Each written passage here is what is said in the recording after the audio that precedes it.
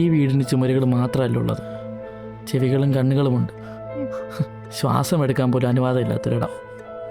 ഞാൻ ആരാണെന്ന് എനിക്ക് മാത്രം അറിയാവുന്ന സത്യം. അതിവിടെ ഒരു കുറ്റകൃത്യമാണ്. ഒന്ന് നിലവിളിക്കണമെന്നുണ്ട്. ഉള്ളിലുള്ളത് മുഴുവൻ പുറത്തേക്ക് വിളിച്ചു പറയണം. അമ്മേ, ഞാൻ നിങ്ങൾ വിചാരിക്കുന്ന ഒരാളല്ല. എനിക്ക് പുരുഷന്മാരോടാണ് താല്പര്യം എന്നുറക്കെ പറയണം. പക്ഷേ ഇവിടെ ശബ്ദമുയർത്തിയാൽ അതൊരു പാപമാകും.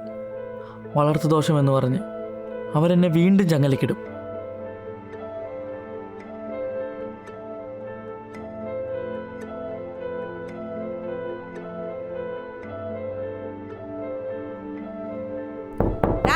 വാതിലടച്ച് എന്തെടുക്കോടാ?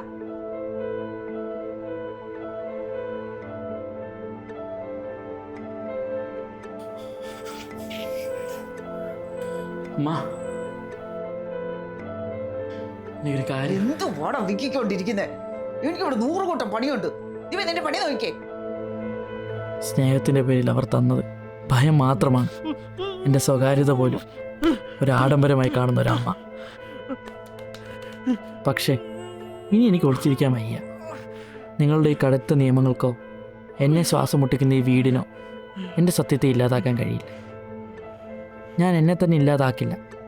പകരം നിങ്ങളുടെ ഈ തടവറയിൽ നിന്ന് ഞാൻ ഇറങ്ങി നടക്കും. എൻ്റെ ജീവിതം, എൻ്റെ ശബ്ദം, അത് ഞാനിനി ആർക്കും വിട്ടുകൊടുക്കില്ല.